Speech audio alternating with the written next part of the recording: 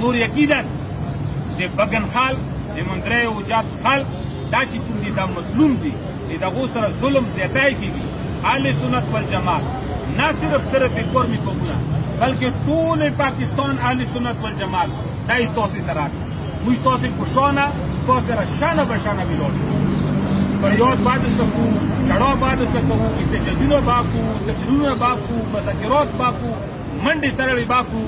موږ یې چې قطعا داسې ونه شي ما مظلوم قوم سره ما دردېدلي قوم سره ما ځپېدلي قوم سره ما سوي قوم سره ما هغه شهیدان چې شهیدان یې کړو خو بیا یې ور واچول شهیدان یې کړو پټرول یې ورباندې واچول هغه ورساو ته نور تکلیف میلاو نه شي دا نور مشکلات وګورو نه شي د مسلې حل لپاره موږ سره تاسې نه مخکې هر میدان کې به سره وو تاسې ته صرف دومره اپیل دی چې خپل مشر باندې ته اعتماد وکړه انجمن فاروقیه په شا ودرېږه د دغه حکم ته انتظار کوه چې څه رقم فیصله د مشرانو راغله هغه نه به زه او تا عمل کوو انشاءالله دغې کې به ما او تا ما او تا خاورې ما او تا مل ما او تا لرو دغه کې به ټولو خیر وي واخر دعوانا ان الحمد لله رب العالمین